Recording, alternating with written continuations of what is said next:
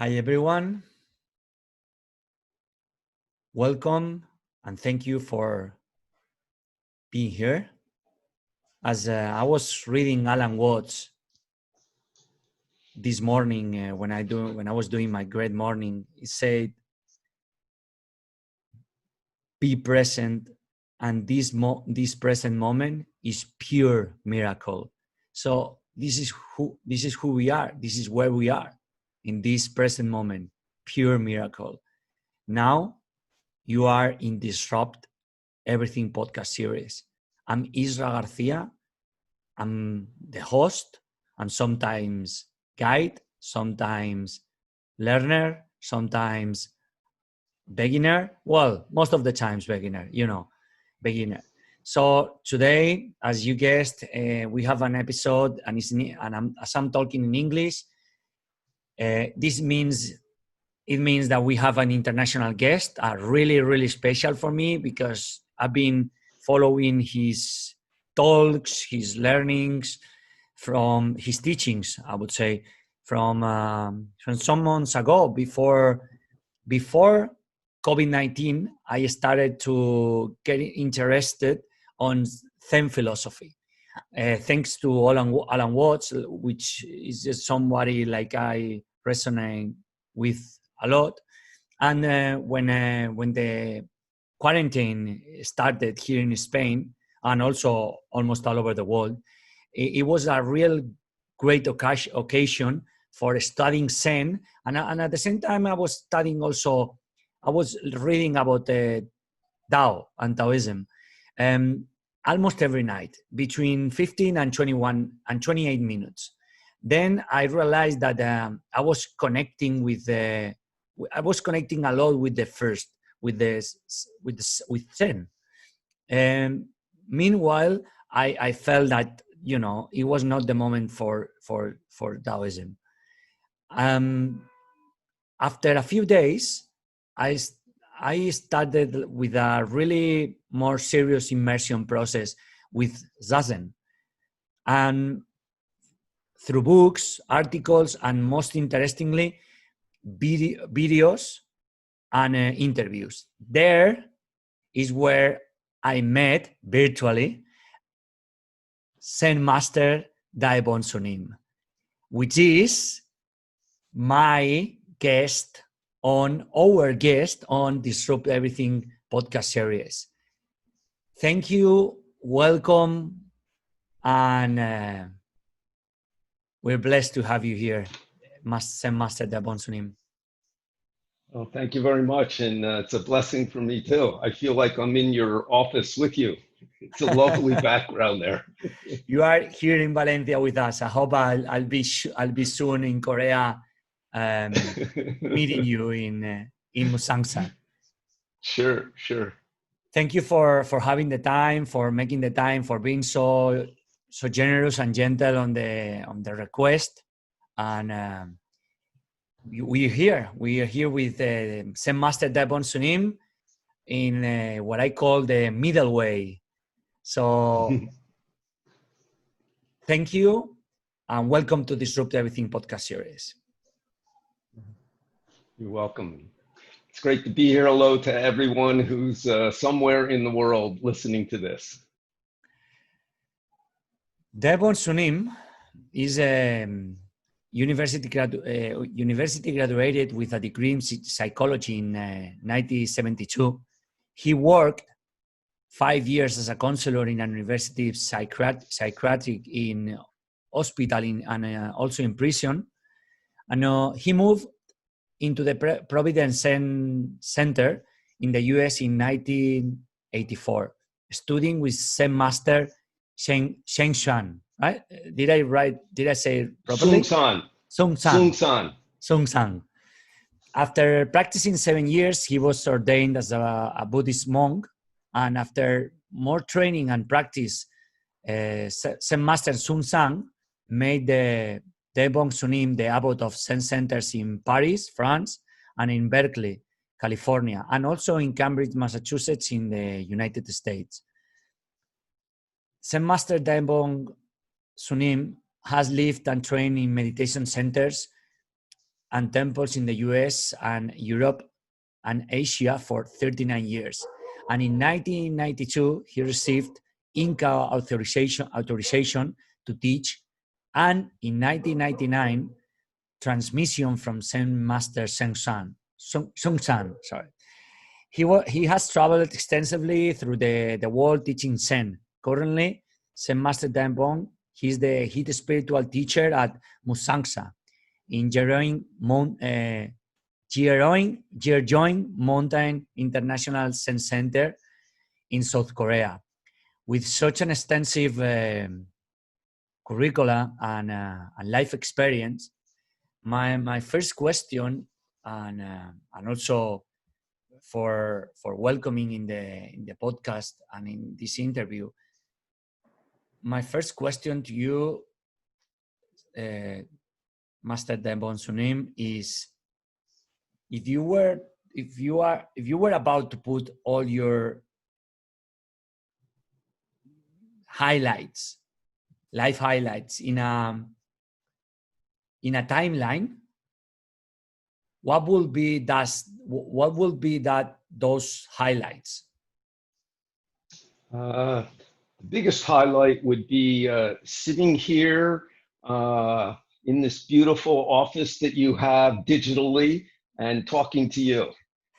That's the beginning and the end of my whole life. So thank you for going through the birth pains of making this moment happen.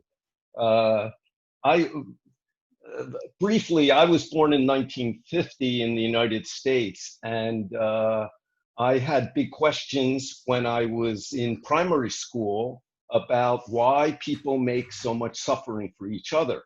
I grew up in a big city and went to public school, so all kinds of people going together, and I certainly was aware of American history and white people's relationship with Black people and World War II and all those things. And when I was 11, I happened to get chosen for a international camp in Japan.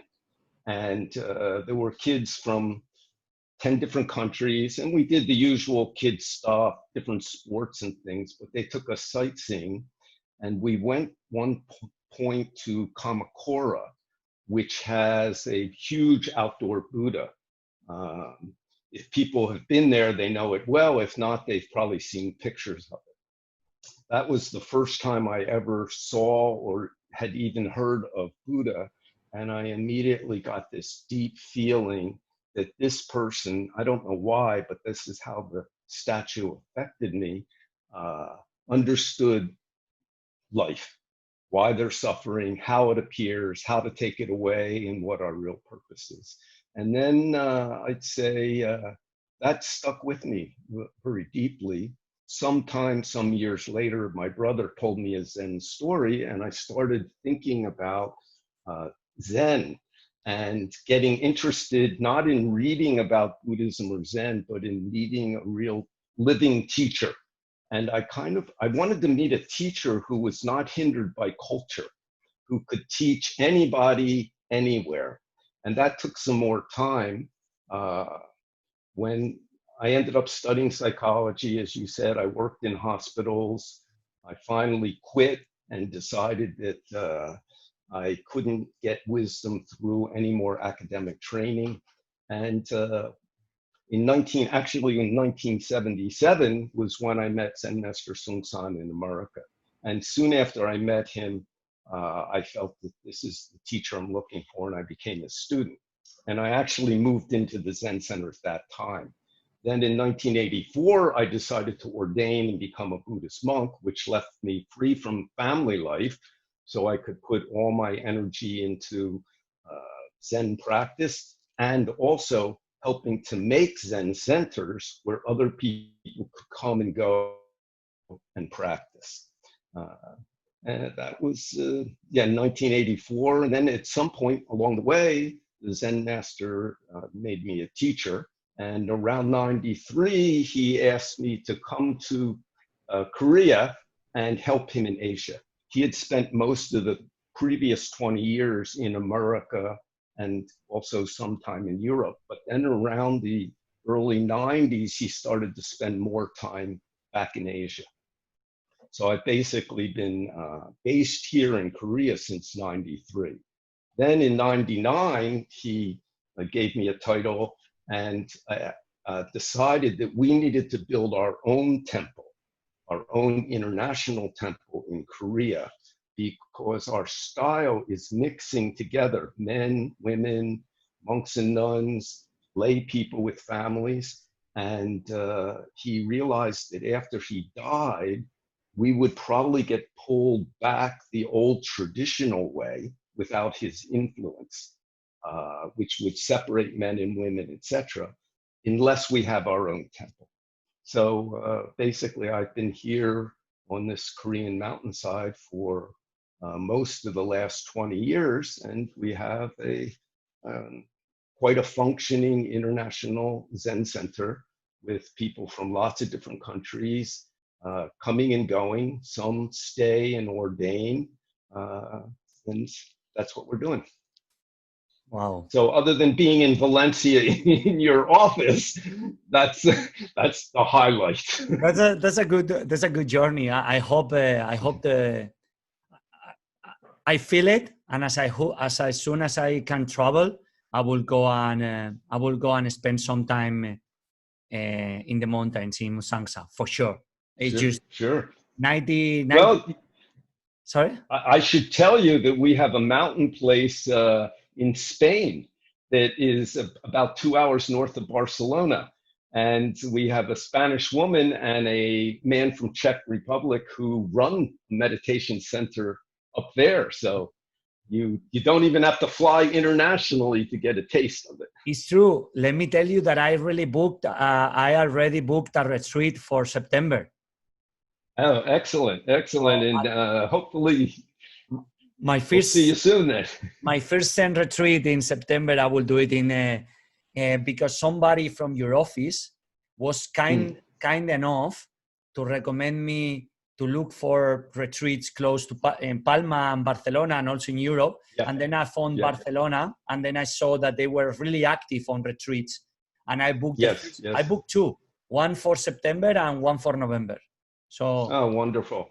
That's the way to do it. Just start right out. And because our teacher spent so much time in the West, he encouraged students to make centers where people can come and practice. So we have quite a few, fairly funky, which I like. You don't want to be too organized, and but they have very live practice. I like that word, funky. Yeah. What's the life of first becoming a Zen master, and then what's the life of a Zen master?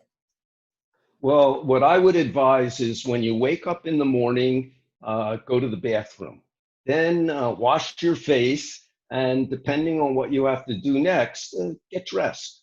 That's basically it. Be decent to people and have a big question and try to throw away your ideas and dedicate yourself to wanting to understand my true nature and helping others in whatever form that happens according to your situation. And so that's the life of a Zen master.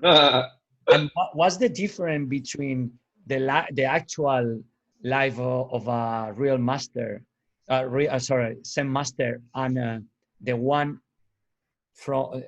who is becoming or wants to become or is starting in the Zen path? That's a good question. The difference is hungry time eat, tired time sleep. There's a famous Zen master named Majo from China about 1100 years ago. And he was asked, before enlightenment, after enlightenment, how are they different? He said, before enlightenment, sky is blue. After enlightenment, sky is blue. Maybe you just have, hopefully, some just increased confidence in your true nature, which any person, as they grow older and get experience, if they keep a big question whether it's in your marriage life or raising kids or working in the world, gets wisdom, slowly gets wisdom. Zen tries to focus on that to make it hopefully appear more readily. That's all. I was really interested in a word that I've seen in you naming it in the videos. I'm now reading a book. At least I don't have the Superman pants right now, so maybe. Yeah. You look great. I have like a Katsuki Sekida about Zazen, and what because there is a lot of people that I think, I don't know, I don't have an opinion, which is, I think, is the best thing to do in this kind of matters. But a lot of people which is watching or listening this podcast just heard about Zen, you know, the playlist, Zen escapes, or, you know, and people just understand Zen as some way of relaxing. So what would you say if I were to ask you, what is Zen? What it means Zen to you? Yeah, what it means Zen to you? And then how you explain to somebody that doesn't know a thing about Zen. Sure. The wall behind you is black. So Zen means clear, become clear. Usually we have our opinions, then opinions come from opposite thinking. So my opinion and your opinion are different and we fight each other. But if we put our opinions down, you can see this moment clearly. Then if you try to do that again and again and again, your mind starts to become clear and you can see how you create your own suffering. Then you begin to understand how suffering arises and you can see the suffering of others. Naturally, if you see the suffering of others, you also suffer. You know, even little kids do that. They see their mom suffering, then they also start crying or get upset. But they don't know maybe how to help the mom. So if as we grow and live, we're reflecting back on ourselves, we're paying attention, we can see clearly, we see our own experience, and we begin to also understand the experiences of others, and then we just want to help. So naturally, compassion appears. So become clear, and then live a life of compassion moment to moment. And it's quite natural if we're becoming aware. If we're not, then we just hold on to our patterns and our habits, which often involve blaming others for our own experience. And you can see that all the time in the world. The reason you do meditation is you begin to see how you do it yourself. So Zen means become clear, then help others. Then in the becoming aware process is where the Zazen starts, right? The sitting and the meditation. Yeah. So we often say, you know, body sitting is important, but most important is mind sitting. How do you keep your mind moment to moment? So correct sitting meditation means a sitting time, just sit. You breathe in, you're aware you're breathing in. You breathe out, you're aware you're breathing out. That's all. Floor, whatever color. Your floor's gray. You know, my floor's brown. You see it clearly. That's all. But anybody who sits by themselves for even 5 minutes finds they start creating all these things in their mind. You know, like right now, I can hear this truck outside. It's spraying to stop mosquitoes, you know. But people can really quickly get an opinion and then they fight each other. But if you just see what's happening and also understand the root of suffering, then you're free to actually help others, not with your opinion. It's just, I don't know how to say it. It's like a mirror. It just naturally appears. And you can see little kids do it. But as we grow, we attach to many, many ideas. We don't do it anymore. And what is the link with the middle way? Because middle way means that if you don't have opinion or you are empty, you are in the middle, right? What's the explanation? Because this term fascinates me. When I heard you from you the first time in a lecture you were giving. Hmm. The middle way is not taking either extreme. You know, Buddha had this wonderful life. He was a prince. He was going to become a king. He didn't really even have to study in school. He's going to become the king. Everybody else has to study now so they can try and get a good job. You know? So, but when he left home, then he started to do this very austere practicing. And after about a number of years, he realized with his willpower, he could deny his body so much that he would eventually just die. And that was too much. He wouldn't solve his problem of, is there a permanent thing in this world or not? Is there a permanent thing we call God or a permanent thing inside? All kinds of names for it. I, soul, spirit, and he'll just die. So then he began to eat a moderate amount. So it's finding the middle way, which is between the two extremes of indulgence and too austere. It also means most people, like an animal, attached to existence. But human beings get upset, get angry, and they want to disappear. They want to die. And they hope that in dying, everything ends and I won't suffer anymore. And so they're attached to annihilation.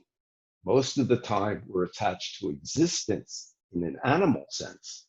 So the middle way is not attaching to existence, not attaching to annihilation, not attaching to form, not attaching to emptiness.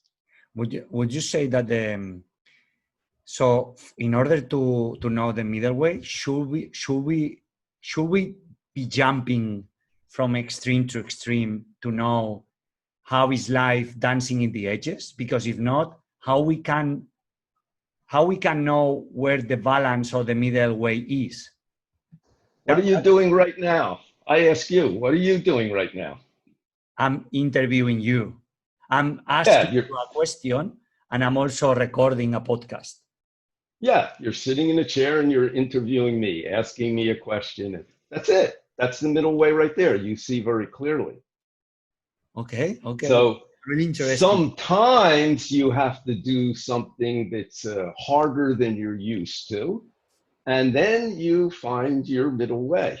One time our teacher felt around 1980, the world's starting to change very fast. So he started to do more bowing. You know, there's a Buddhist practice of bowing. Mm-hmm. We usually do 108. It takes 10 or 15 minutes. But he wanted to tell his students to do more. So he started to do more. So he told us one day. So one day he gets up early and he does 1,000 bows. And then after a few days, he gets up early and he does 1,500 bows, which takes about, maybe 3 hours. And then he gets up early and he does 2,000 bows. And then he gets up even earlier and he does 2,500. And then he told us he decided too much. So he went back to 1,500. So sometimes that's how you find the middle way. That's a really interesting. I've been recently. I've done a 40 day of fasting, and I got clear, but perhaps 100 days will be too much, right? Exactly. So as you live your life, if you keep trying, with a big open mind, you begin to find what we call the middle way. This is what I'm realizing, because society is telling us, advertising is telling us, have a balanced life. The cereals, Kellogg's, have a balanced life. Yeah. But my question to everybody when I do a speaking or when I do a workshop or when I do a massive event, I always ask, how can be balanced if we don't know where our limitation or our biggest struggle can go, but I'm not always saying go to the extreme of the 100, because sometimes the other extremes is 0, do nothing, be still. So and so people are, don't you think people are lost on finding a unreal balance, which I understand, sure. Yeah, it's not easy. This is why it's helpful to practice together with others, because by following some schedule that somebody makes up, you begin to learn, and doing it and pushing yourself, you can begin to find ultimately your middle way. If you put down your opinion, you will find your middle way, definitely. And many times that can mean in some situations, you have to try harder, but you can do it. So it's helpful to train together with others, because even an athlete does that. Most great athletes also have a coach, a trainer who watches them and gives them advice that they can't see themselves. So in Zen, we say important to have a teacher, and very, very important. You'll develop faster if you don't only practice alone, practice with others. Then you know how to practice when you're alone. So that's why our teacher made meditation places where people could come and learn by practicing together. And then they can find their way. And is there a way the I don't know mind? So because this is the concept which it exploded my mind when I was because I don't know how many times I wrote it. I wrote it in my books, because I wanted to wrote it so many times that I don't never forget that, and before listening from this concept, the don't know mind from you, I always say to my friends that I'm a white belt mentality. So I'm white belt because I never know. I never don't know anything, and I always want to start everything from the scratch, because they start from the scratch. So can you elaborate more on the don't know mentality? Sure. I think most people probably sometime around 8 or 9 years old start to think to themselves, like, what is this? In terms of this life, what is going on here? How did I get here? We get this question. And Buddha's main question was, what am I? We all have somewhere inside this idea of I, and it changes from time to time. But it's like, what am I? We say I every day. We think of it. I want this. I want that. I like this. I don't like that. What is this I? So the heart of Buddhist practice is reflecting back on yourself. What is this I? And what we say in Zen, Buddha realized he didn't know. And the story is he kept this don't know mind for 6 years through many, many experiences. One morning, saw the star, got enlightenment. So the path of Buddhism is the path of don't know. What is don't know? What am I? So many people will say to me, well, what is don't know? Then I say, correct. When you ask that question, you don't know. So we don't say, I don't know, because we don't know I, just don't know. Maybe you're in a relationship and something's not going well. Now, one way is to have your opinion about it. I'm no good, or they're no good, or they do this and that's no good, that's wrong, or my mistake, something. But sometimes you just sit back and ask yourself, what's going on here? That's don't know mind. And all wisdom comes out of this don't know mind. We all were born with it. It's our original nature. You know, when you look at a baby, they're looking up at their hand, perhaps. They're looking at their hand. They don't even realize it's their hand, that it's connected to with them. And they really have this don't know mind. Like, what is that? They're not thinking in those words, but they have it. Because true don't know is before speech. It's just later. And when you keep that mind, you're taking in information. You're learning. And then something becomes clear. Then one day they realize it's my hand and I can use it. And then the question is, how do they use it? Do they use it to help somebody or do they use it to harm somebody? So the heart of Buddhist practice, and definitely the heart of Zen, is reflecting back on yourself. What am I? And if you realize you don't know, keeping this don't know mind. Then you see when you're hungry and you eat, not hungry. But many times we eat even when we're not hungry. That's a problem. So you begin to get wisdom about your own body and mind.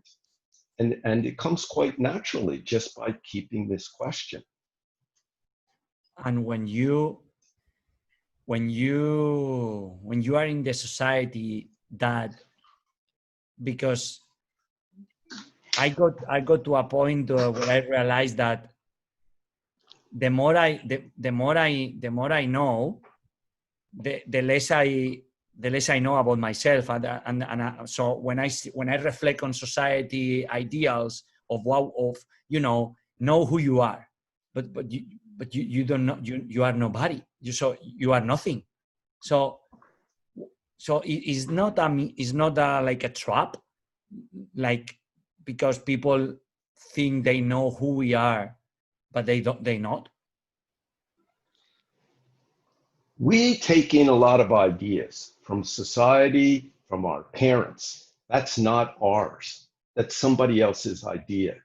If you don't digest it, you'll never believe in yourself. You'll never understand yourself. And society, I decided at some point in my life, society has no wisdom that I can count on. So don't look for it there. Yeah, you can learn a lot from other people, but if you just swallow the ideas of society, you'll get what we have now, a big mess. You know? So because society grows out of desire. Actually, we get a body because we have desire.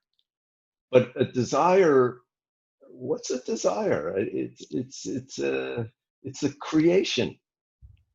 You know, you can take care of yourself without having lots of desire. So you have to reflect back on yourself, but be very careful of any ideas you just swallow from society or others. You have to digest it. Otherwise, it's not yours. You're like a robot being controlled by something. And it doesn't matter whether you're left wing, right wing, middle wing, it doesn't matter. It's not yours. And yeah, and why? So do you believe that any path is the path? We say in Buddhism, the true way has no gate. So anything can be the gate, but there's evil paths. There's the path of I want to kill you. I wouldn't say that's the path. There's truly only one path, but it can take infinite forms. It's like climbing to the top of the mountain. You can go up the north side, the south side, the east side, the west side. You can go around. But if you know if you've got the goal clear, you will get there. Another way to describe it is like this. Japanese people eat with chopsticks. Korean people eat with chopsticks and spoon. Western people eat with knife and a fork.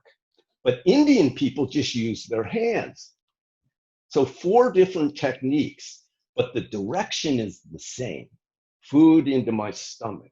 So if the direction is correct, any path takes you there. But if the direction's not correct, every path will lead you the wrong way. So it's not that any path is the path. You have to be clear about the direction. Then everything is the true way. The toilet flushing can give you enlightenment. You know, the dog barking can wake you up. But if you don't have the correct direction, you won't get there, even if you sit in meditation for 1 billion years. So most important in Buddhism and Zen practice, in Tibetan Buddhism too, is direction. In Tibetan Buddhism, they say your original nature is the compassionate mind. In Zen, we say, understand my true self and help others. If that's your direction, then many, many techniques, many paths, working, married, single, gay, straight, anything will take you if the direction is clear. So very important is what's your direction. Same thing, knife and fork, your hand, chopsticks is fine if you understand the direction is food into my mouth and my stomach. Otherwise, if you're trying to put it into your ear, even the best food in the world won't help you. So would you say that, because that will solve one of the biggest humanity problems, which is everyone is searching for purpose, for drive, for, you know, that ultimate passion. So is the direction you are talking about, is the just helping the other, or how would you say that other people must or should find this direction, and what this direction should be? Well, you just start out by asking them, who are you? And then see what they say. Thank you. Okay. I've been there is a concept that really also resonates with me, and this is why I get so hooked with Zen. Is because most of the time, like as I advance in life, these recent years, I find more emptiness, but emptiness that says, you know, you're wrong or you are lost. I find like a real tranquil and peaceful and relaxing emptiness. So, and you use a term which is, we are originally empty. Mm-hmm. So can you explain us? So, because I see, is any link between emptiness and fullness, or it's the same? So there's a teaching from the Buddha called the Heart Sutra, and it has 4 parts. The first part says, form is emptiness. Emptiness is form. You arise out of emptiness, but now you have a form. Now, before you were born, you're 0. Now you're 1. But when you die, you're again 0. This whole universe, nobody knows where it came from. Everything just appears out of nothing and then disappears again. That's the nature of form and emptiness. But originally, there's no form, no emptiness, complete stillness. Even the Bible talks about that. Be still, know that I am God. When you become still inside without thought, then you know God. You and God already become one. So first point is, form is emptiness, emptiness is form. Everything's impermanent. Everything's changing. Mountains become water. Water becomes mountain. Originally, no form, no emptiness. So no mountain, no water, no speech, no suffering, nothing at all. That's the absolute, this original nature of things. And we need to realize that in experience. But then form is form, emptiness is emptiness. Life is life, death is death. So things are complete just the way they are. 40 degrees is 40 degrees. I make it hot or cold, okay? For sure. So each thing itself, sky's blue, trees green, each thing itself is complete. So we say there's 3 worlds then. the impermanent world of opposites. Form is emptiness, emptiness is form. Mountain is water, water is mountain. Then the absolute world, the original absolute world of total emptiness. So total emptiness means also no emptiness, because there's nothing to say empty. So no mountain, no form, no emptiness, no mountain, no water. Then mountain is mountain, water is water, form is form, emptiness is emptiness, the complete world. So three worlds: opposite world, impermanent world, absolute world, and complete world. Which world's the true world? And Zen style is, ha!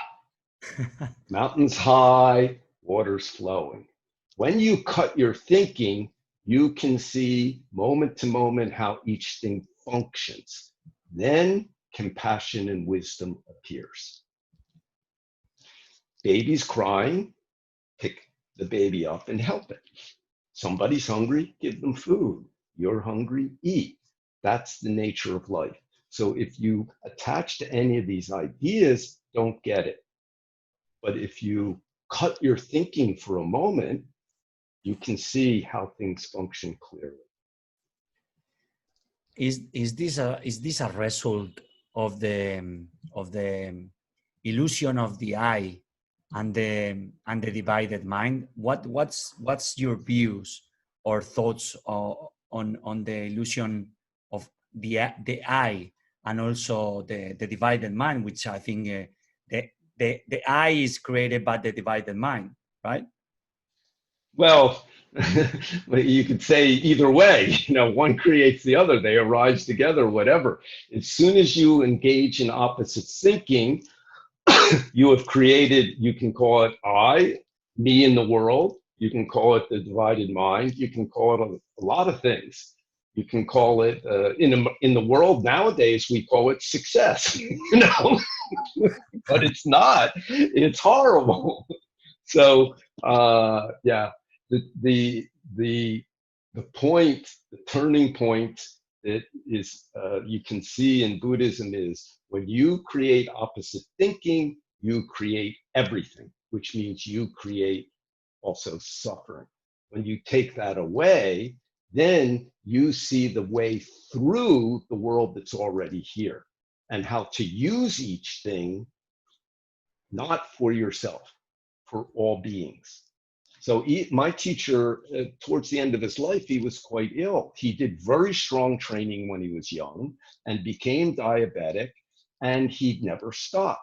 He didn't eat meat, which is good for diabetics. He worked very, very hard, constantly was traveling and helping, and he was strong enough to be able to do that. But after a while, diabetes starts to destroy everything. So luckily, I chose to spend the last year he was alive with him, with a Korean nun and another American monk who had been staying with him, helping him. And it was amazing. He was in his mid 70s, late 70s, to see him adjust from being this very strong person who loved going anywhere in the world into new situations, meeting people, understanding them, and then turning them into Zen students, to this. He could only stay in the Seoul and mostly in the temple. But what he did is, I have many stories. Somehow he used his sickness and the situation to teach us.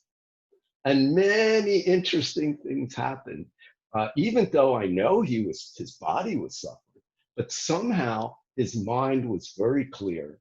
He understood us, and he was able to use situations as amazing teaching of,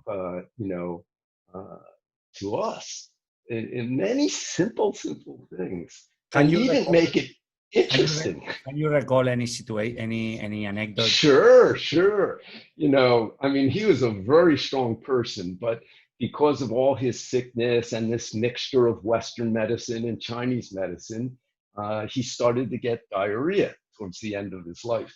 And so he'd be in a chair in his room. We got this nice chair for him.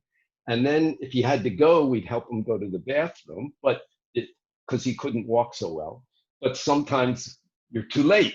Then the three of us would help him get undressed. The other monk and I would hold him up in the bathtub, and the nun would hose him down and clean him, and then we'd help him dry off and dress, and he'd lay down. So one time I'm in the room with him, just the two of us, and suddenly he says to me, "Oh, bathroom necessary." So I take his arm and we're walking to the bathroom, and partway there I hear him explode, you know. And he looks at me. It was so interesting because I'm the new helper out of the three of us, and now it's just the two of us. And I saw him turn and look at me, and it was just like an X-ray machine. He was 100% Zen master. He like totally read my mind. He was checking to see, am I checking? Am I thinking, oh, this old man, now I'm going to have to clean him up. What a bummer, or what? And I wasn't at all. My feeling, my thought was, well, I guess it's just you and me to do this, you know? And it was so cool because like, he suddenly wasn't the guy who just shit in his pants. He was Zen master, you know, for me.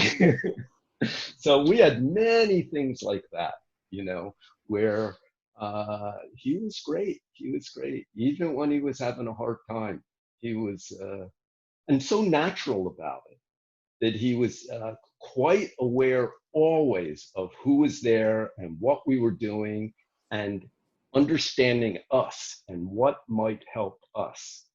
And it was quite amazing. It was a great year, even though I feel bad for him because my feeling was he kept his body going as long as possible until he couldn't anymore and felt, okay, we can take care of ourselves. And that's probably what most parents do. They want to stay alive until they feel like their kids can do it on their own. You know, it's beautiful. Wow. I do believe he had the power to just sit up and die if he wanted to, but that wasn't his way. And it wouldn't have helped us. The way he did it helped us.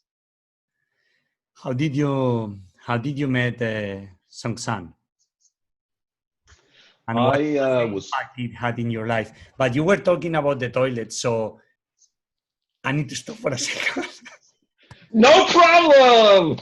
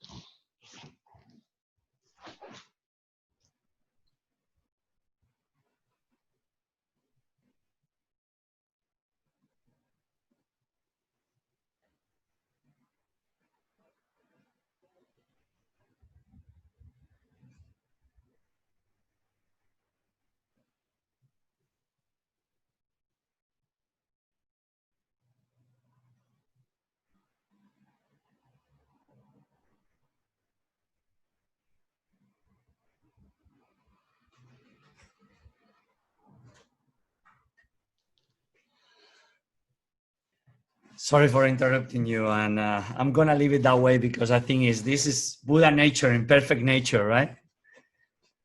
Thank you so much. Absolutely. You're welcome. So you asked, how did I meet Sunsancini? After I stopped working in psychology and gave up the idea of either becoming a therapist or a medical doctor, I needed to do something to support myself. And I got interested in pottery, and I started studying pottery, and I realized I'm not a potter. And I was running out of money, so I saw a sign that said the American government would pay for your welding school if you worked for them for a year or something. And so I signed up. I think I was 25, and I learned to weld. And I got a job, but it was very strange. I got a job working in a nuclear submarine factory. It was building nuclear submarines. And my friends were all becoming lawyers and PhDs, and I was building a weapon. And it was shortly after the Vietnam War had ended. And so, you know, my friends were sort of like, what are you doing, you know?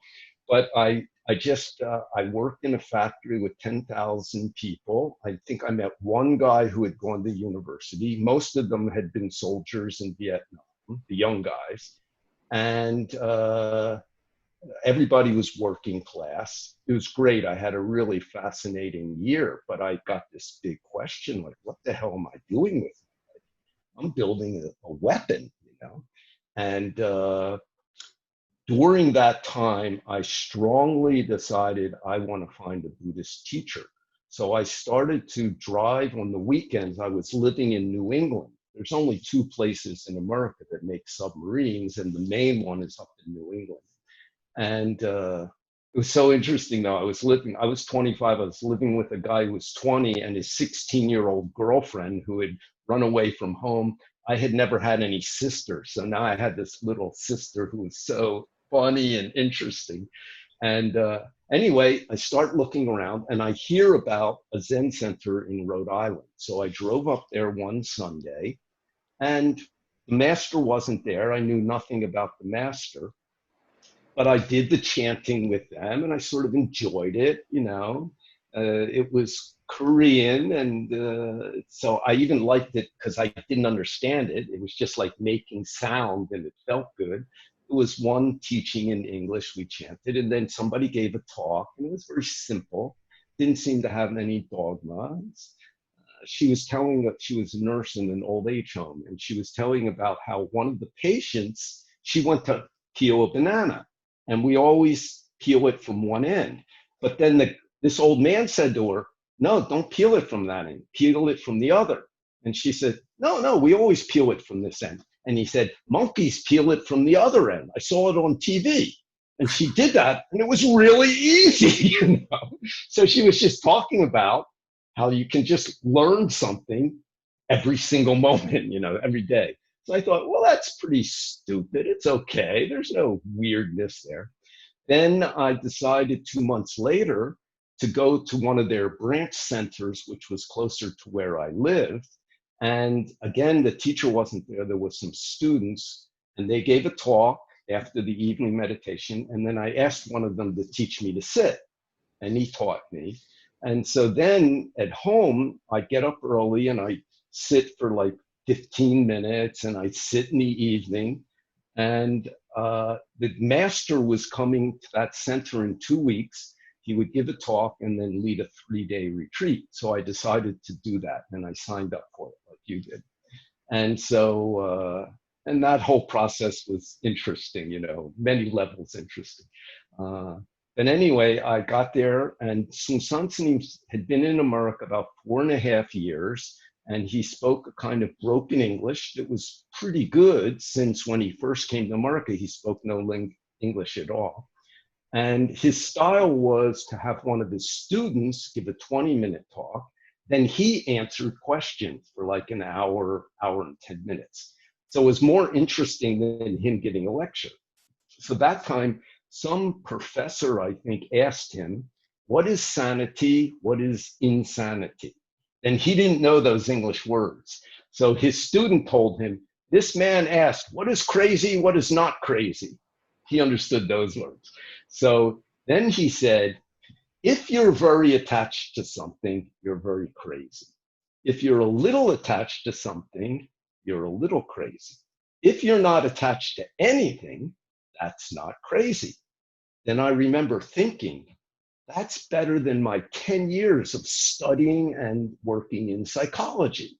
Because it means even a rich businessman, even a religious person, if they're attached, they're crazy. Even if everybody says they're a great person, they're successful. Even a even a homeless person or a taxi cab driver, if they're not attached, they're not crazy. It's just that point. But he continued talking and he said, so in this world, everybody's crazy because everybody's attached to I, but this I doesn't exist. It's just made by our thinking. If you don't want to attach to your thinking I, but realize your true nature, you must practice Zen. So then I realized that's my teacher. And then during the 3-day retreat, it was hard. It was about 9 hours a day of sitting and some bowing and chanting, keeping silence. We also got to see the teacher privately each day, and he gave us some teaching. And the first day, he gave me a basic teaching. And I know the whole thing by heart. I can do it very quickly, but it takes a few minutes. But basically what he was saying is, your true substance is before thinking. So your before thinking substance, my before thinking substance, somebody's before thinking substance. Then he held up a stick. He said, this stick substance, the substance of the sun, the moon, the stars, all universal substance is the same substance.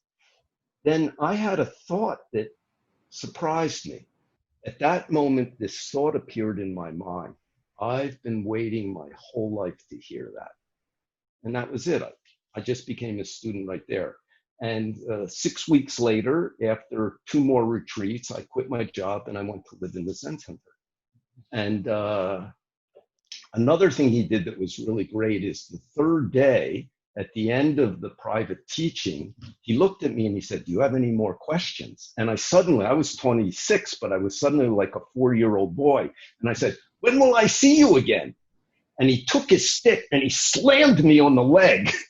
And I was shocked, and I was just like, and then he leaned forward and looked at me very nicely in the eyes. And he said, when you keep don't know mind, you and I are never separate. So it's not even about a particular person, don't know mind. When we have don't know mind, even your father or mother has died, you're not separate. If you keep your opinion, even if they're sitting next to you, you're separate. Thank you for the story. You're welcome. You touched an interesting and really key point, which is attachment, unattachment, and detachment. Because I have watching some of your talks also. So what's the difference, and how can people get rid of the attachment, or what's the trap of an attachment? Because I've hearing you and watching you talking about it's better to detach than to be unattached, right? It's not bad. It just leads to suffering. But on another hand, for a baby, if a baby and the mother don't get attached, the baby will grow up screwed up. So that's a little different story. But, in Southern Buddhism, they talk about detach, but we don't talk that way. We say, when you're doing something, just do it. Then you and the situation become one and things become clear. And if it's when some people tell me they hate their job, sometimes I tell them, work harder. Because what happens is some people, if they really concentrate and do their job with more concentration, one of 2 things happens. Either they realize every job has some shit to it. Every job does. But what was dissatisfying was I wasn't trying hard. Or they realize they really do hate the job and they quit. How many times are people in a relationship thinking, we should break up. No, maybe I shouldn't. Maybe I should. Maybe I shouldn't. And then 20 years later, I should have broken up. So we say, just do what you're doing and it will become clear by itself. But that's sometimes painful because we attach to things and everything will disappear at some point. But if you just do it, that time, really just do it, your body, your mind, and the situation become one. Then things become clear. So for example, one time a student asked Zen Master Sun San, some boy sees a woman and with a pocketbook. He grabs the pocketbook and runs. He just does it. And Sansani said, no, that's not just do it. He already has opposite thinking. I want that. Just do it has no opposites. So I tell people, when I give talks, who here washes dishes? Who washes dishes? And I say, when you're washing dishes, what are you thinking about? With Korean women, it's really easy. My husband's no good. My children are no good. They don't appreciate me. In the temple, it's the same. When I was a very young person, I'd be washing too, and I think, the cook is no good. Why do they make a mess like this? And the housemaster's no good. The abbot's no good. The Zen master's really full of shit. That's not the way to wash dishes. When you wash dishes, just do it. Washing dishes is it's like a kung fu. It's a martial art.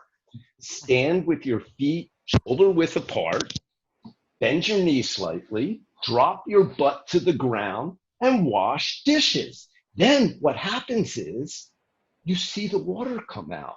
You feel it. You don't need to think, oh, here's the water coming out. Oh, I'm feeling it. This is so wonderful. Do it. Just do it. All this stuff becomes clear by itself. And then, I really learned something. It's magic. We turn the faucet, the water comes out. We turn it this way, it stops. Unbelievable. I tell people in Korea, 70 years ago, your grandma was carrying water if she could find water at all. What do? Sometimes I used to stand in the bathroom in my room. It's amazing. Turn, water comes out. Turn, it stops. Then I tell people, your grandchildren aren't going to be able to do that. When the world falls apart, they're going to be carrying water again. So appreciate what you have right now. 70 years ago in Korea, whole countries destroyed. But people now say, my life's so stressful. I only have 2 cars. It's like, we don't understand this, what life is. So we get so upset with our situation. If you really want a bad situation, go to Syria, go someplace that's complete screwed up hell. Then you understand what a real bad situation is. If you just do what you're doing, you see that the everyday things in life can be wonderful. And it's not the things, it's your attention and involvement and presence with what you're doing. So I tell people in Korea, don't think about your kitchen sink as just some more obligation. It's your meditation. When you're doing something, just do it. That name is Zen, okay? It doesn't matter whether you're sitting, washing dishes, talking to your kid, driving your car. Anything, just do it. Then, if it's coming from a screwed up idea, you'll get the result. Then you might decide to change. So we don't talk about detachment. Okay. And then you see, when you just do it, you're not so attached. So when it's time to die, die! The hard part is the leading up to it. So, but then realize, if you can say, okay, now this body's going to fall apart, then that's what happens. What are your teachings and life experience on eliminating pleasure and suffering? When you're doing something pleasurable, do it. If you do it 100%, you won't want more. It'll be fine already. And then when it's the correct time to do it, do something else, you'll do it and you'll enjoy it. And when you have to suffer, you suffer. I have a story about that too. I don't know if you want so many little stories, but yes, please. when I was working, the last time, one of the times when I was working in the mental hospital, there was a big fight and some guy broke my nose. Then I decided not to get it fixed. So about 25 years later, I'm a monk in Korea, sleeping in a room with an American monk friend. And in the morning, he says to me, you know, your breathing's not so good at night. And I said, well, my nose broke, 25 years ago, and I can't get air on one side. So then he told Sunsancini, and then Sunsancini says to me, your nose not the correct working? I said, well, this side, no air. So he goes, soon, fix. Okay, he told me to fix it. So I went to the hospital. I had an operation. I'm in a room, and it was great. I've had, I never had an operation before. So they knock you out and they do stuff with your nose. But when they do your nose, they shove all this stuff. I did an operation too in the nose. Yeah, actually, it's a small thing, but it's a pain in the neck, pain in the ass, a pain in the nose. It hurts. So one night, I can't sleep and it's killing me. Yeah, and you got all this junk stuffed up there. So I asked the nurse, she gives me a shot, and I go to heaven. I guess this is why people die from painkillers. It was nice, So I sleep really well. The next day, the pain comes. They give me another shot. That night, the pain comes, and the nurse looks at her watch and says, "Can't have one till tomorrow morning." So I'm laying in bed, and it's 8 o'clock, and 9 o'clock, and 10 o'clock, and 11 o'clock, and 12 o'clock. So I'm not happy. So I decide I'm going to walk around the hospital unit with my little pole with some bag that's plugged into my arm, and I'm going to do a mantra. So I'm walking around until like 3 in the morning, and I'm chanting the great Dharanic, like that, over and over and over again. Still hurts. 3 hours later. So I go to the TV room and I decide I'm going to turn on the TV, and then maybe I'll forget about how much it hurts. But there's a little sign. I can read a little Korean. There's a sign in Korean that says, no TV, midnight to 7 a.m. So I'm like, shit. So I'm sitting in this chair at 3 a.m. and I'm doing the mantra. My nose hurts like hell. And I think to myself, my practice isn't working. Okay? It hurts. But then I think, that's ridiculous. Practice's purpose isn't to take away pain. It's to take away suffering. So the pain is just pain. So then I realized I have nothing to really complain about. Yeah, it hurts, but my situation isn't serious. I'm going to get over this, get out of the hospital. There's people in the hospital now. They have more pain, they have less pain, but they're dying. Their situation is bad. Mine is nothing. It hurts. That's all. So then I realized my practice is fine. Chanting the great Dharani, sitting in the hospital, and my nose hurts.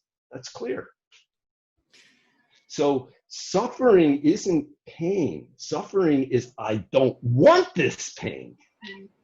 How this is related to oneself, because if I remember well, there is a saying you were let me quote you, or not sure if it were you, but I've heard in somewhere that the key to learn about yourself is to forget yourself.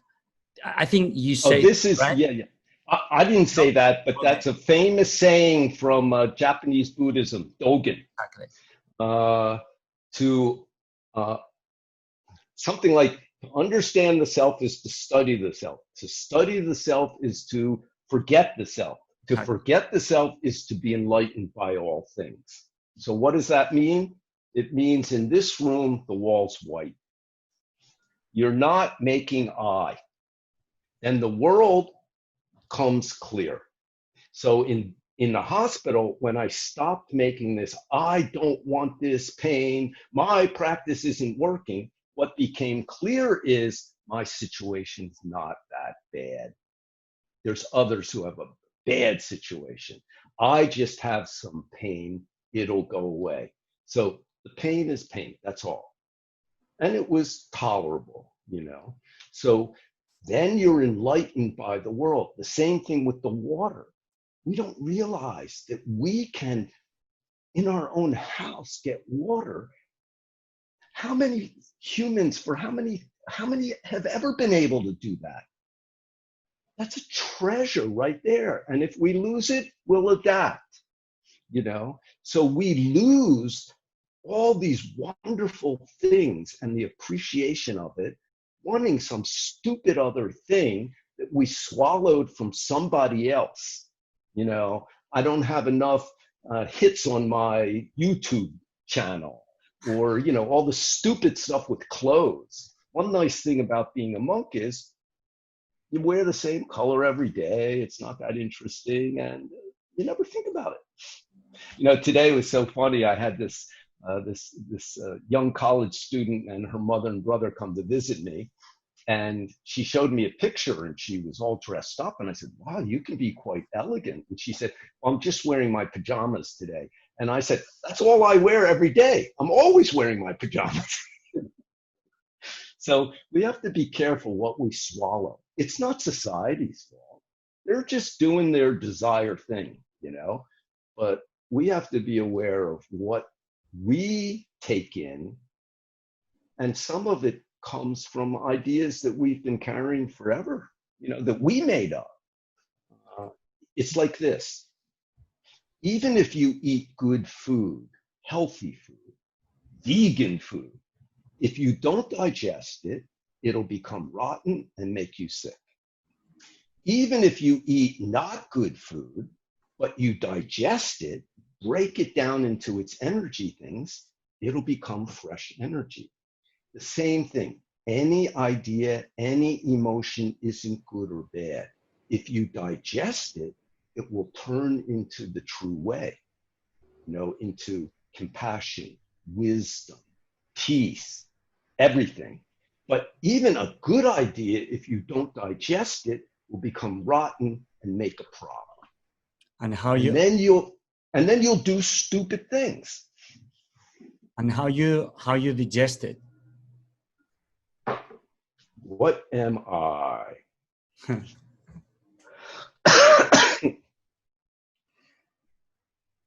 Another way to say that is, what is this? And you were, when we began the conversation, you asked something. You said that the big question. Can you tell us the importance? Because as I've been reading Zen, I've seen that Zen is about questions. It's about questioning. It's about question. So what's the relationship between Zen and the big question and the questions, and about question everything, right? Well, I'm saying right, but I don't think it's right. So what's the relation without the right? Because right is like assuming or saying, is that true? But it's not true, or not, but or not. Yeah. Not true. Well, the path is to have a big question. You know, what is this? That's actually the human path. You see, animals are wonderful because they're very simple, but animals are very narrow. So they only understand their own situation. A cat only thinks about a mouse when it's hungry. Then the mouse is food. If it's not hungry, they don't care about it. So they don't really concern themselves with the mouse's situation, just with their situation. So tigers understand tiger situation. They don't care about elephant situation, and so forth. That's an animal mind. But the humans can't. I don't know why. Humans can understand everything. A human can connect with an elephant mind and connect with the tiger mind and teach the elephant to let the tiger ride on its back. That never happens in nature. So humans have a unique ability to understand everything. The problem in the world now is humans are behaving like animals. We only want to understand my group. We don't care about other people's group. And it's happening in politics, in religion, in social life, in family life, and even inside our own consciousness. My judgment mind and my desire mind, my opinion mind are all fighting each other. And then we become screwed up and crazy, or we do things that cause suffering for ourselves and others. And just got into the last part of the interview, because I would love to have a round two in a near time, or in a future, because I have so many questions. From your experience, and from your teachings and the learnings you've received and the people that's gone through your life and every student you had, how to lead a better life? You have to ask yourself about yourself. You have to look back at yourself, reflect on yourself, and don't make judgments. Be very careful about blaming. You've got to get rid of this mind that blames. Don't blame others, don't blame yourself. You have to recognize that when you're blaming, there's something you're not doing correctly. So nowadays, one of the big diseases humans have is too many opinions and blaming mind. Too many people want to think I am a victim of something else. Now, white people in America, I'm the victim. Of course, the history is they made everybody else the victim for a long time. But now I'm the victim. I'm being discriminated against. And the result will be disaster. So reflect back on yourself. If you do, take away your judgment mind, take away your all your opinions. Just experience sensation as it is. And then naturally you'll begin to see what's important and what's not. This pandemic will help many people because so many of the things we get involved in are unnecessary, but everything got reduced down. Some people won't learn anything, but a lot of people will learn what's really important. And they will start to put more time in it. Also, some people will learn we have to live together with nature. We don't control nature. Of course, if humans don't learn that, mostly will disappear. There's no reason why the universe doesn't need us and the earth doesn't need us. You know, there's many comedians who are very good about that when they talk about it. So actually, you know, meditation means to stop for and just look at myself, look what's happening. What am I experiencing this moment? And slowly, slowly, you can begin to experience more clearly. And then you begin to understand what's important, what's not important. It takes time. And this pandemic has caused humans a little bit to slow down and to look at those things. You get idiots like the president of my country who only thinks about his own personal situation and the economics. And of course, you create a bigger disaster. And not only him, everybody does it in their own way. For some ridiculous reason, 62 million people put him in a power position, and America is getting the result of that. But, you know, you know, it's very interesting. In general, the countries run by women are handling the pandemic much better. It's not to say that women are any better than men, but right now they're doing a better job. So, hey, let's share. Let's share, sure. In Korea, I always say, woman power going up, man power going down. So I tell the men, relax. Let them Enjoy the Yeah, ride. let them try. Yeah. And then we can do more meditation. So who knows? Why So, why meditation is good for nothing? And so people get so stuck. I run some courses on disruptive education around the country, outside, and when people comes to the meditation part, they never know how to do it.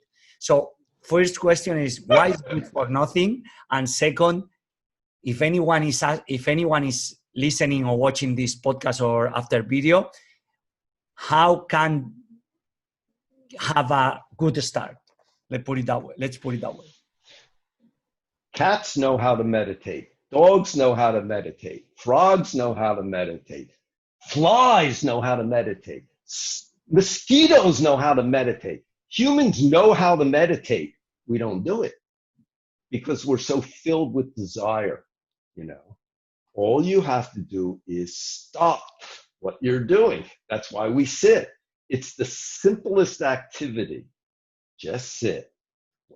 Buddha said very simply, when you breathe in, know that you're breathing in.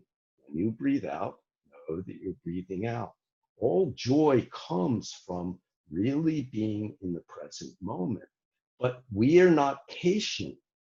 And so we've created so many things that we think will bring us joy. But all you have to do is sit still and you can find joy just in being. But we don't do it. You know, the Chinese have a saying, how unfortunate to live in an interesting age. Well, we live in a very interesting age, which means our energy is always going out in what we want. We want other people's attention. We want this, we want that. We want justice. We want good things, bad things. It doesn't matter. Unless people slow down, begin to reflect, find, start to come back to themselves. If we do that, you can begin to see what's worthwhile, what's not, what you can do and what you can't do, moment to moment. And then you'll find your way. Whether the situation outside is good or bad doesn't matter. One time my teacher said, the outside world will never give you peace, equality, and freedom. If you want peace, equality, and freedom, you must look inside. Even Christianity said that. I think Jesus said, the kingdom of God is within. But why is everybody thinking it's outside someplace and then getting into fights that somebody has a different idea? And why meditation is good for nothing? What do you mean good for nothing? You mean it doesn't cost anything?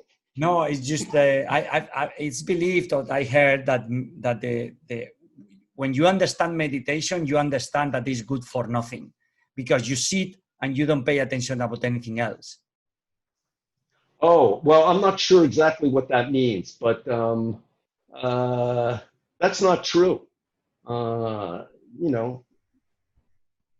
Not at all. And if somebody becomes attached to meditation, to sitting meditation, they'll also have a problem. Mm-hmm. So that's why it's helpful to practice together with others. Then a natural balance appears. And we're very involved with other people. I've been living with thousands of people for 43 years, So partly because I chose to follow a monk who also, although deep inside, he really got home, you could say, he was very involved with other people in the world. And I like that. I wanted to become clear and help. And first, my mind was politics during college. And then I saw politics, it's a good path, but everybody's angry and everybody has opposites thinking. It wasn't my path. Then I tried psychology and then I found Buddhism. And I feel like by making practice available, people come and go.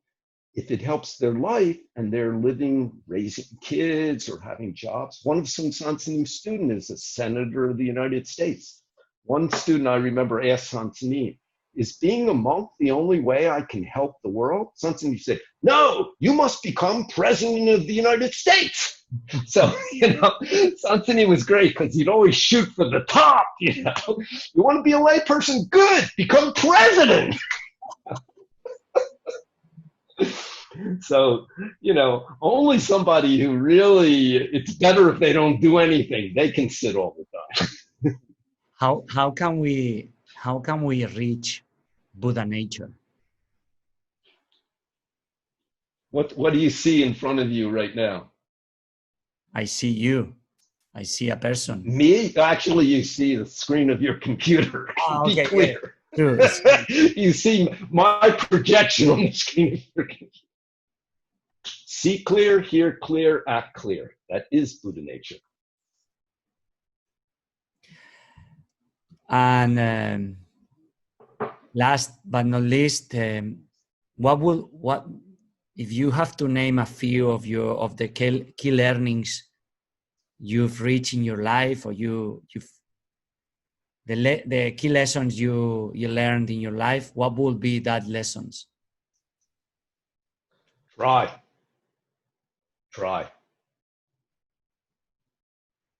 Yeah. There was a famous Tibetan yogi named Milarepa about 800 years ago. And when he was an old man, his students also asked him that. And of course, his practice was sitting a lot in a cave. And he got up, pulled his pants down, and you could see the rough part on his butt, the callus from all the sitting. Well, his teaching was sit, but our teaching is try, whatever your situation is. And our teacher used to sign his letters, I hope you only go straight, don't know. Try for 10,000 years nonstop. Realize, attain your Buddha nature, and save all beings from suffering. So I used to hear that and think, 10,000 years, oh my God. Tonight is hard enough. Try.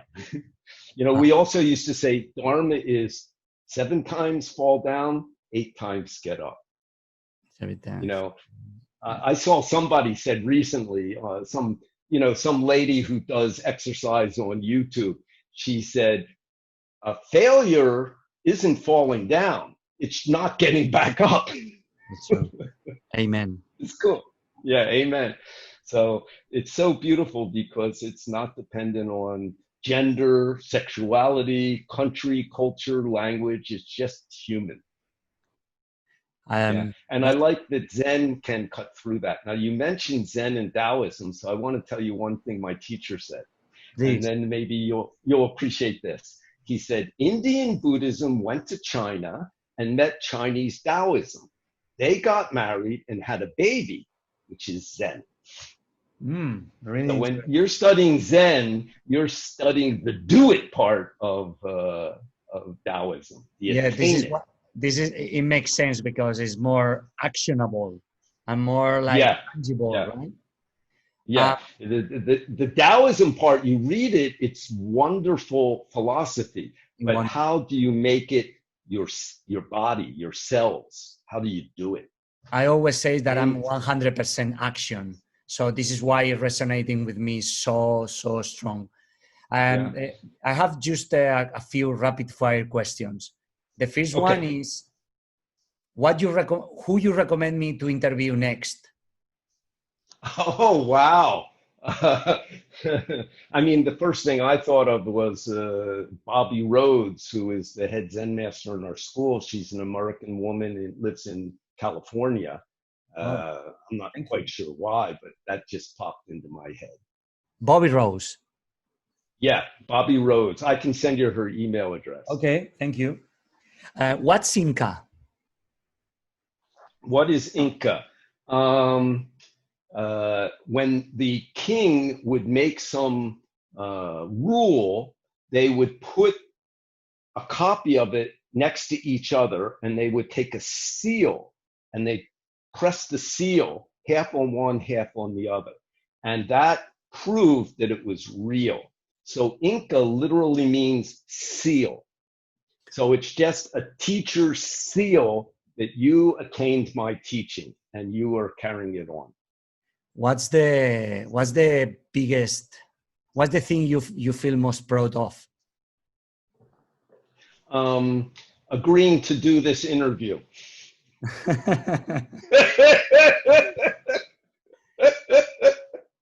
What's in your agenda? My agenda? Go to sleep after a little while. It's about, what time is it? It's not quite 9 o'clock. Here we finish the meditation at 9 and get up at 4. So probably soon go to sleep. That's all. If you were about to set up a new school in any part of the world, what it would be? I think I'd learn a lot if I went to Africa somewhere. What's been your biggest failure? Being born.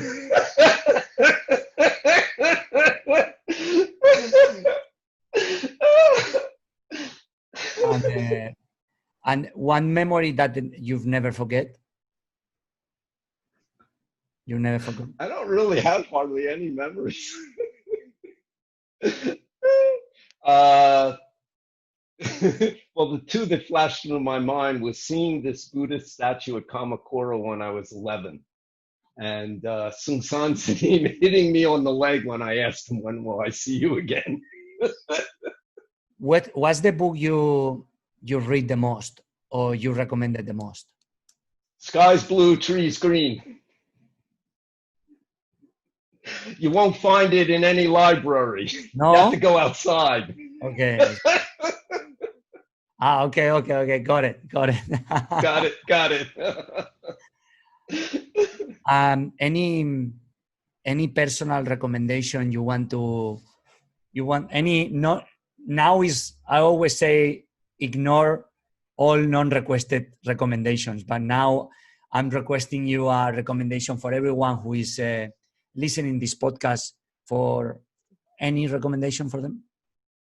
Yeah, 5 or 10 minutes every day. Sit down on the floor if you like, in a chair if you like, and just try to be aware of your breath coming in and coming out. And any thoughts, any feelings, just let them be like clouds coming and going. And put your attention in your lower belly, because that's human beings' original energy center. When we're inside our mom, that's our body's energy center. When we're born, it moves up here. And then around 1 or 2 years old, it moves here. Opposite thinking. Then many problems appear. If your energy comes down, even if you get knocked over, but your energy's down, you can come back up. If your energy's up high and you get knocked over, very hard to come back up. So breathe in, breathe out, relax, pay attention. And once in a while, you can ask yourself, what is this? Don't worry about an answer. Just ask and pay attention. Breathe. Until you die. I recommend that. Keep breathing until you die. And now if you have the chance to be in now imagine that I'm a Time magazine reporter and I'm saying, Dae Bong Sunim, Zen Master Dae Bong Sunim, you are going to be featured in the Time magazine cover. So what message would you want to appear in this magazine cover in Time? No, thank you.